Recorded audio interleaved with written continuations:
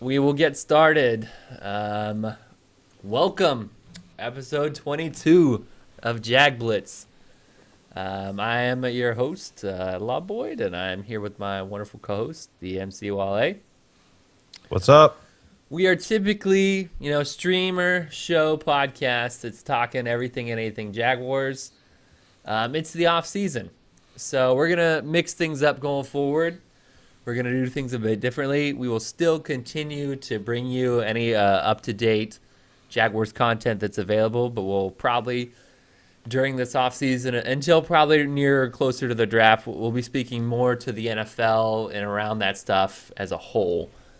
So for tonight's episode, we've got some content for you guys, and we're going to make sure to try and give you guys content every week. We've got some stuff on the docket. Number one, NFL LA. That's got to be the biggest thing that's happened over the last week. Then of course we've got the Hugh Jackson signing with the Browns, and then we're gonna hop on to the Tom Coughlin train. What's he doing? And then we'll look at kind of what we're kind of looking forward to, what we think's gonna happen here in the next week or two. So I'll start with you, sir. What do you think about NFL LA? It's happening. So it's been bantered about, it's been talked about for about 3 or 4 years now that there's going to be a team in LA somewhat soon.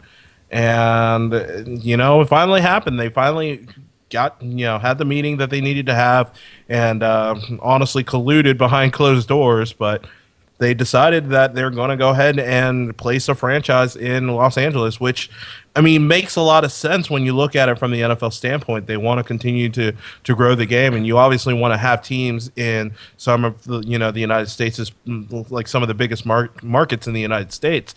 But I think the way they went about it, and also just how publicized all of the moving stuff was not cool. Obviously, you're looking at three. You've had four franchises bantered about. You had, the San Diego Chargers. You had the St. Louis Rams. You had the Oakland Raiders, and then obviously, even though Jacksonville was never really part of the relocation process or the talk, you had the Jaguars being bantered about. But seeing how everything went down yesterday and how the vote just kind of happened, and literally you see a team in St. Louis just get plucked from one city and it's moving to another. And to keep in mind, it's not like this is a move that a lot of people are applauding. A lot of I don't think there's a lot of people that are really happy about this particular decision. Yeah, you have a few fans you've got a lot of fans that are like, okay, well, LA, that would be kind of cool to have a team there. But I just think that the way they went about it was just kind of gross, to be honest with you. Like, think about all the fans in Oakland and San Diego and St. Louis this season. Even with their teams just not performing well at all, you put that on top of, oh well, this by this time next year we might not even have a team in our city. And just the way it was publicly baited and debated, and how Stan Kroenke, who's a giant dickbag, He's just kind of to throw the entire city of St. Louis under the bus and say, look, you can't have a team there, period, because they just don't care. They don't support it. They're a two-sport team with their baseball and their hockey team. They don't want football. And then obviously with San Diego, there's a decision to make there, because they have the opportunity to go back and play their games at Qualcomm, but they could still end up leaving for the 2017 season. And Oakland, I mean, they're in the weirdest position of all, because it's like, the city of Oakland was actually working with the team to try and figure out a solution. But I mean, they're only going to, the NFL is going to give Oakland $100 million towards potentially getting a new stadium, which, if you really think about it, that's not going to do anything. It's a drop in the bucket as far as trying to move into a new stadium. There's a couple of different options. They can trying to fix the current stadium that they have, or maybe talk with the 49ers in Santa Clara and see if they can't double up in their stadium over there. So it's I guess it's good for LA, it's good for the NFL, but it's kind of a shitty situation if you think about it for all NFL fans, because keep in mind, if you're outside of the big markets, this can happen to almost any team. Yeah, I mean, my thought on this is yes, if I'm an NFL owner, this is great. My value and my franchise is increased. I'm going to make a bunch more money with TV revenues, and new TV contracts are going to happen in LA. LA is a huge major metropolitan market, specifically media market. So yeah, if I'm an NFL owner or somebody that has ties and I'm cutting a check from the NFL, I'm ecstatic because my check is going to be bigger. Um, if I'm an NFL fan, just as a whole, the process, as you said, it's pretty gross. Rams owner just pretty much gave the finger to St. Louis to get out of there, like bat out of hell, kind of stuff. Like, I don't want to be here. I don't care that you all have made an attempt, even though it may have been a half-assed attempt at the end. He's like, I don't care. I'm going to say this is the worst place here. Any team that decides, or even potential, so say 10 years down the road, an expansion team decides to start up, that's on record as saying you will not prosper if you go to St. Louis. And if I'm the Raiders and the Chargers, I'm pissed because the NFL Relocation Committee backed the relocation of the Raiders and the Chargers. It did not back the relocation of the Rams. It wanted the Rams to stay in St. Louis. And Jerry Jones just kind of hijacked it all. Yeah. It was like, I'm going to do what I fucking want to do. Sorry. But I'm going to do what I want to do. And I don't care what the relocation committee wants to do. And I think that's got to be the most telling thing here is 9.9 times out of 10 in the NFL where you have these committees that are set up. What the committee suggests typically happens. And in this case, you have a very, very prominent owner who's very, very rich and very, business oriented said, no. We respect your opinion. We're going to do our own thing anyway. And something that I heard, which was very, very interesting, is if I am the Chargers organization, do you become the equivalent of the Clippers if you decide to go in with the Rams in this situation? Because the Rams are obviously, they're going to be the prime targets. They're the LA Rams going forward, and you're going to become, not second fiddle, but you kind of are, because it's not going to be technically your stadium. It's going to be a very, very similar situation to the Lakers and the Clippers. I disagree because you look at the Chargers and the Jets. Even though the Giants are, the Giants and Jets. My apologies. The Giants and Jets. Even though they share a stadium, the popularity of both of those squads kind of tend to fluctuate on who's doing better. When the Giants are good, obviously, the old stadium, Meadowlands, and now the new stadium they have MetLife are always filled to the brim with Giants fans. But when the Jets were killing it, even just a few years ago, when they were actually a pretty decent football squad, all you heard were Jets, this, just that. And same things happened in LA with the Lakers and the Clippers. The Clippers have been kind of the hotter team over the past couple of years, yep, and that's how the attention goes. LA's not a city that's known for its loyalty. Well, that's just part of me. And if I'm the Raiders, granted, I feel like the Raiders are just getting pushed into purgatory because of Al Davis at this point. They're definitely left out holding the bag. They're hoping that the Chargers decide to play chicken here because they'll all be about hopping the fence. They're definitely gonna.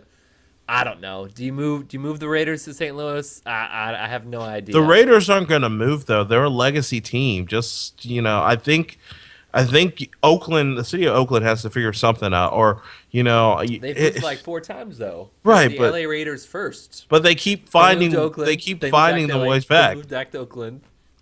I'm not vouching for them to move. I'm just saying Al Davis moved them a bunch. And so I just wonder if they want to move. I mean, they obviously said they want to move. I mean, they filed for relocation because they want to move. And so, and I think my biggest, not perturbed, but one of the things that kind of annoys me is listening to a lot of the ESPN people being like, well, here in LA, we voted not to give any public funds, so whoever comes and builds this stadium is going to build it all out of their own pocket. I'm just like, okay, It'll get done. So it'll get done. It'll get done. It doesn't need that. This is going to be huge. Which is also really telling. Yes, that the NFL is that big that it doesn't matter. If an NFL owner feels that strongly about leaving, it'll happen one way, shape, or form. It doesn't matter what the city or civil or civic municipalities are going to say, or a fan base that's going to say, they're going to move. And I think that's probably the scariest part for me personally, even though our owner has said he has no intentions of moving. And so, which is great, but at the same time, if some mayor down the road decides to burn bridges with Khan and he doesn't get his way, does that put us in the same predicament? That's the part, and we're not winning. If we become the Patriots and have 10-win seasons all the time, I don't think the owner is going to care, and I don't think the city's going to care. But I mean, respectively, you're looking at 3 teams that over the last 5 seasons have been fairly underperforming teams and are upset about that, and they're wanting bigger and better stadiums. And those places that they were at, whether it's San Diego, St. Louis, and Oakland, have said, hey, you're not putting product on the field. We don't want to front the money for a bad team to put product on the field. And they said, all right, deuces, we're out of here. I think that's very telling. And then I mean, not telling, scary in a sense that your city, if you have an underperforming team for 10 plus years in a city, you better watch out. Your team could up and leave. It's if you can't bring in the money that your owner wants to see, then we're gonna go try and find it elsewhere. Yes. And who can blame them if they're we're talking about multimillionaires, we're talking about billionaire owners here, and obviously the bottom line is what's the revenue. I know a lot of people say, hey, you don't buy it. Like, people don't buy sports franchises to make money. They buy them because they want they want to be a part of sports ownership or whatever. But that, I mean, let's not bullshit people. Like, look, TV contracts, the revenue that they get in just from TV contracts is absurd. Is enough to fund most operations. So don't let people BS you when they say, oh, well, hey, yeah, we don't make any money off ticket sales. No, all the money you make off your ticket revenue is just extra. It's just gravy money for you, because your TV contracts and what the money that you get from the NFL as a whole are enough to fund your operations. How can we add more money on top of it? Yep, that's the part of it where it's just crazy to me to see you have 3 cities in limbo. Well, not 3, 2 now, because the Rams are officially moving. And you've got, huge fan bases. Granted, those fan bases recently haven't been as supportive as you would figure, 50,000, 55,000 people in attendance. But I mean, you've got people that are, now saying, well, who do I root for now? This team has been here for 10, 15 years or whatever, and now it's gone. What do I do?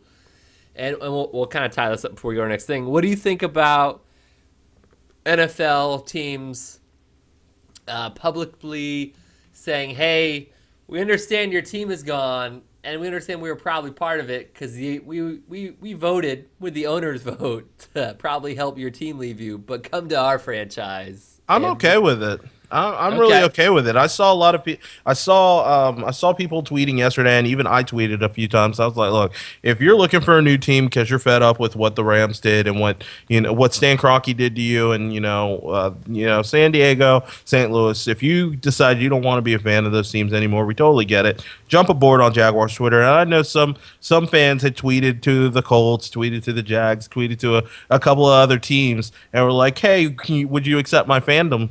And I think the smart thing is yeah. I mean, you have to if I was running social media for the Jags, I would have done the exact same thing Brandon and the rest of the digital media team did, and that was to reach out. Because keep in mind, we're fans, but this shit hurts, bro. Think about it. If the Jags were to move today, I don't think I could even be an NFL football fan anymore. Yeah, I would be so distraught and so upset. So I appreciate that these franchises are reaching out and being like, look, it's a tough situation, but come aboard. You can transfer your fandom. Let's be friends. So So let's put this as a hypothetical. I just thought of this. This is gonna sound terrible. If your NFL team, obviously the Jaguars, up and leave within your lifetime, who are you jumping ship to? Man. Like I guess I'd have to go back and be a Falcons fan if I absolutely had to choose, and that's the only reason I would choose that is because I lived in Atlanta. Like that's where I was born. I lived in Okay. Atlanta for the first like 12 or 13 years of my life. So that place still holds a small but very special part of my heart. But with that being said, though, if the Jags moved, I wouldn't be a fan. I would not be a fan of the NFL like at all. I'd say, f this. I'm not about it anymore. I'm gonna focus on full time hockey at this point. Hockey, all And I'm a right. big Canucks fan, so I'd be watching a lot of Canadian hockey. So this is gonna sound terrible. If they up and left, there's If you nobody say the left. Titans, I'm gonna punch you. No, no, no, no, no, no, no, no, no. This is gonna be worse. My family's all from New England, so I'd be a Pats fan. So Yeah, but the Pats' reign of terror hopefully is coming to an end soon, yeah, so but I I mean wouldn't mind that. that's where I'd be at. My family's all from Vermont and New Hampshire, so and they're all Pats fans, so and they all pick on me. Yeah. So that would be me. I would sit there and sit there and say, okay, I guess I root for the Pats and say, oh, Tom Brady for some bowls and be one of the. Oh gosh, it'd be terrible. It would be You terrible. you can't claim those Super Bowls though, man. You can't claim Oh, those. I'd be. You gotta claim the Jimmy Garoppolo bowls. It'd be like every other. Oh, it would be bad. It'd be like those guys, those Minnesota fans taking off their Minnesota jerseys in the game and have Seahawk jerseys underneath. Dog, that was so brutal. That is a crappy way to lose a football game, though, man. Oh my god. Oh, you mean like we lost against Indianapolis? Hey, in overtime too. Keep that in mind. All right, we'll go next topic here. So we've got an NFL team signing a coach. We've got About time. I know it's about time. There's still quite a few places open. A friend of mine and I were talking about this earlier today. I mean, you still got the Titans open, the Bucks open, the Giants, the Eagles, and the 49ers. 49ers. And it looks like the Browns decided to strike first blood. They decided to sign who I personally thought was the best coaching candidate out there in Hugh Jackson. What do you think? I like the pick of Hugh Jackson. I think that is a very, very un-Brownsy move by the Cleveland Browns. But I think Really, it's one why? of those. I think it's one of those things that'll work out for him. Hugh Jackson has a lot. He has got a lot of positive recommendation, like positive feedback from around the league. A lot of people think that he should have had a head coaching opportunity probably 2 years ago. But just seeing what he's been able to do with Andy Dalton and a couple other quarterbacks in his history, and look, it's about time for the Browns to kind of like make moves that actually make some sense. I think it's a good move for the Browns. Obviously, there's still a lot of work to be done as far as what they want to do and figure out where they're going to go. But I think if you've got the head coach involved and you're in a position now to kind of really rebuild that team and get rid of some of the mistakes and kind of turn your fortunes around. You've got you're going to have a top 10 draft pick, a top 2 draft pick. My apologies.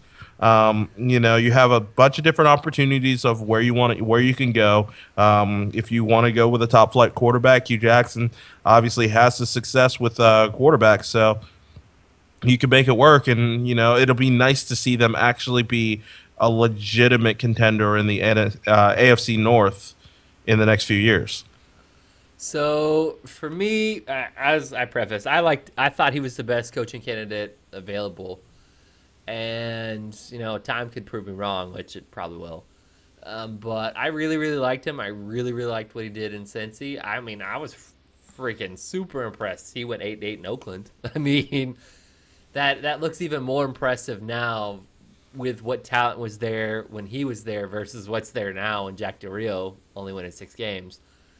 So, especially when you have a defensive player that wins Defensive Player of the Year in 2 positions, but whatever.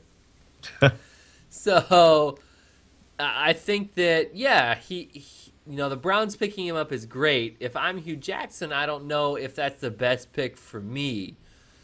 Just the way that franchise runs, and it's like, hey, they've had 9 head coaches since '99.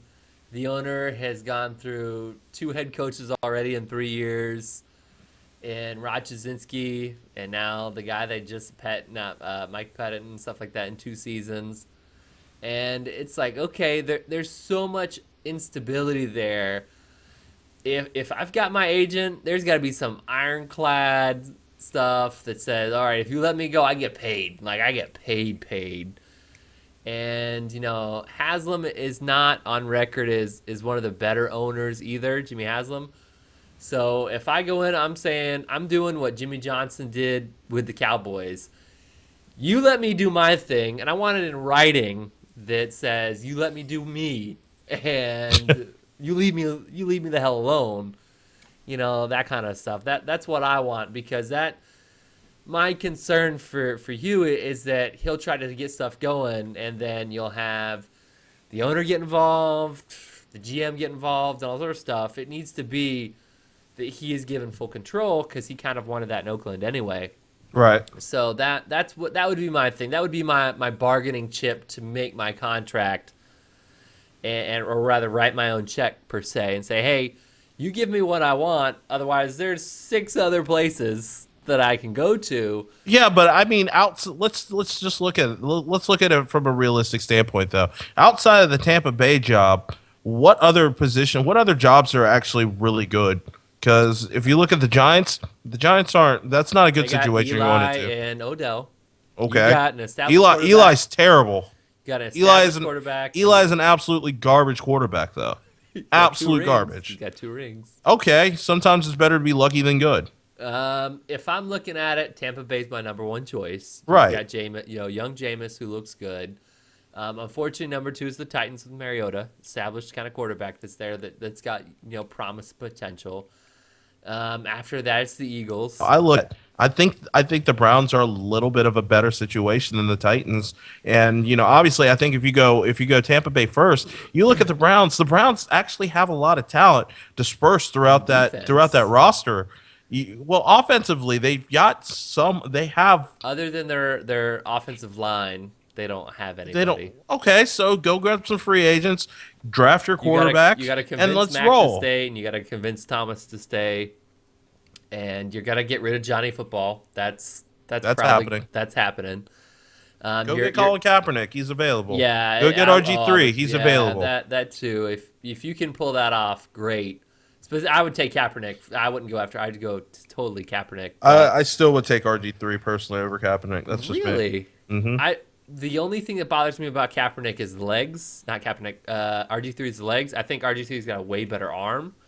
But that's what you want in your quarterback. His legs look like little pins, though. That's not the point. I'm trying to get RG3 back into being a pocket passer. Not a pocket passer, but you want him to be like a Russell Wilson type player where he can move and roll the pocket a little bit, and that's exactly what I would do with RG3. Does that, the reason RG3 got effed up in Washington is for the first and second year is because they wanted him to be a pocket passer, and they got him killed. That offensive line wasn't good enough. Yeah, so no, I can see that. I just think that you don't have a lot of talent with wide receiver. Your Josh Gordon can't stop smoking pot. I get it, even though I don't smoke pot. Neither can Chandler Jones, if we're being real, but that's a whole other.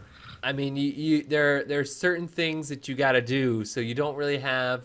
I mean, you've got you got Duke Johnson there at running back. You've got some sort of options, but I mean, there's not a lot of offensive talent for him. Can he turn that around? Sure. Yeah, absolutely. He's an offensive guru.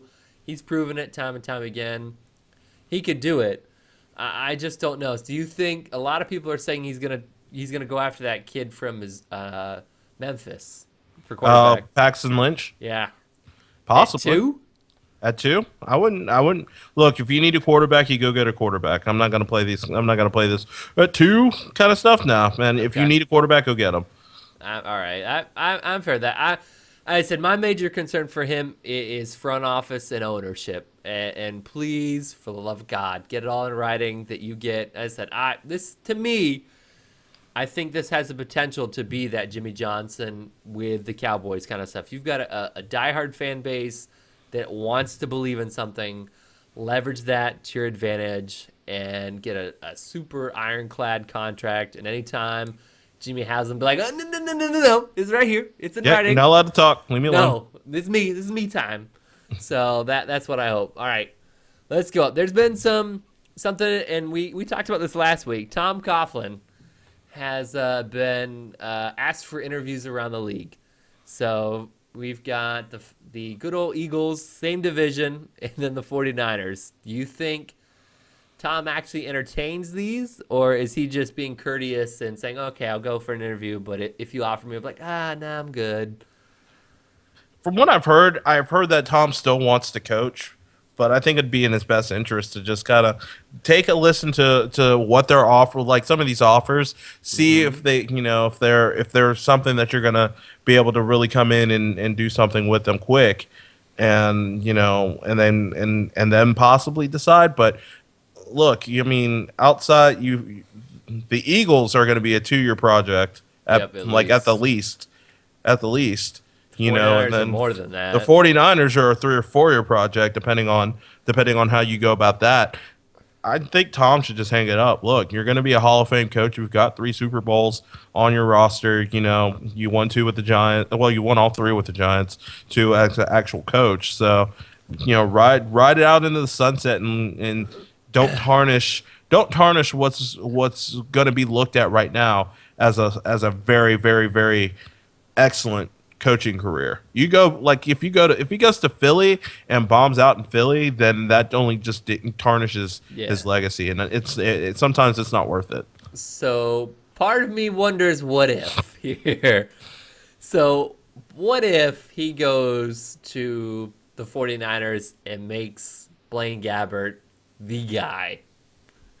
And part of me wonders and then the other, which is even worse than that, is hypothetically, what if the Titans reach out to him and we end up having to play him twice a year? I don't think my Jaguar heart could handle facing off against Tom Coughlin twice a year on the sideline.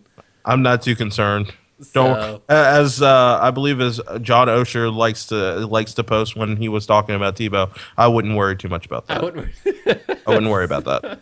Oh, and like I said, it's just very, very hypothetical.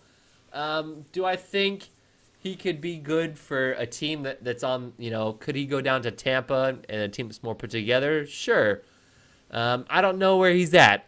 He's a very hard-nosed, old-school kind of coach, and I don't know how that appeals to players of this era of football. Well, especially if you go to a team that's got a bunch of youth on it. Yeah, if you go to a team that's loaded with youth like Tampa or like any of the teams really that are trying to reach out to him, how that's gonna fit well when he's gonna go through and be like Oklahoma drill. I don't know how that's gonna sit well with them. So all right, last thing, we'll wrap it up. Things that you're kind of looking on the horizon for the next week, 2 weeks, 30 days, that you're kind of curious to see kind of what pans out. Me getting a job? No. Wow. Woo, it just got real quick. Flame emojis, fam. No, real talk though. As far as the NFL and the Jacksonville Jaguars are concerned, I'm interested in seeing what they decide to do with the defensive coordinator position. I hope that they are thorough and they decide on a guy that can make the necessary improvements. I'm not saying drastic improvements. I'm saying make the necessary ones. The ones that are going to take this defense from being like 29th or 28th in the league to like 20, 19, 18. Just because that kind of improvement on top of hopefully the progression of Blake Bortles, the rest of the offense in a second year under Greg Olson, and obviously with a couple more playmakers on the offensive and defensive side of the ball, you should see a team that's much, much, much improved. I'm also interested in seeing how the free agency is going to shake out, because I think there's a couple of situations where guys that you didn't think or would be available might be available, whether it's due to salary cap issues or maybe other situations that may arise or occur. It'll be interesting to see how free agency is going to go, and as I'd like to say I'm really excited about the draft, but right now I'm not. I haven't been doing any. I haven't done any of my homework as far as potential draft. So it's just on the draft in general. Like I have a couple of. I know of some guys of stuff that I did last year, but haven't really gotten into the meat and potatoes of figuring out, who does this, where is this person going to go, what round would you approach them in, different things like that. It's like I know what the needs of the Jaguars are. I just have not been able to start pinpointing and figuring out where in the draft I want to start targeting. Yeah, I mean, for me, number one is definitely defensive coordinator for the Jaguars because whoever we get for defensive coordinator could change a lot of who we draft and what we draft in this upcoming draft because who knows, the new defensive coordinator could run a 3-4 defense. So Not likely, but I okay. know it's not likely, but I mean, just as an example, you don't really know what their mantra is going to be, what they're going to be really, really honed in at. And to sit there and say, hey, okay, we're going to do this. And then that means that Dave decides to mix it up. I don't really know. And then you've got the Senior Bowl. That's down the road, but definitely defensive coordinator. I'm curious to see what happens in the playoffs and also to see what happens with these coaching maneuvers and changes because like Hugh Jackson going to the Browns, Mike Pettine's out. So where does Mike Pettine land? Where does these other people land? What's going to happen with certain places to say, hey, your defensive coordinator was, oh, okay, well, like Dick LeBeau, what's going to happen to Dick LeBeau in Tennessee? That kind of stuff. Are there certain people that will be available that aren't available now because their head coach is not filled, and therefore their new head coach might say, yeah, I don't want to keep you. Bye. So that's kind of where I'm looking to see where things shake out, and also playoff teams where you've got coordinators and stuff or position coaches that all of a sudden get an opportunity and the Jaguars can't reach out to them because they're in the playoffs. Uh-huh. So that's kind of where I'm looking at. I'm also curious to see where the defensive coordinator for Seattle lands because I personally don't think Seattle makes it to the Super Bowl. And it'll be interesting to see if this will be their third defensive coordinator In 3 years? in 3 years that becomes a head coach. That is ridiculous. Hey, look, that coaching tree is strong. Marvin Oh. Is this Jackson get head coaching job, so I mean, gotta give credit where credit is due, my friend. The Pete Carroll's the biggest hype man in the world, the NFL right now. Really is. So, Really is. hey, come coach for me and you get a head coaching position. I can't guarantee your team will be good or Yeah, I you'll be can't good at believe a head you'll be coach, successful, but yeah. you'll get it. Get So, you no, that contract. Yeah, that's where I'm at. I'm right in the boat with you. The draft and stuff, this is the first year, and I can't remember 5-6 years that I'm not looking at draft prospects and I'm like, oh, okay, this is what we do, this is where we go.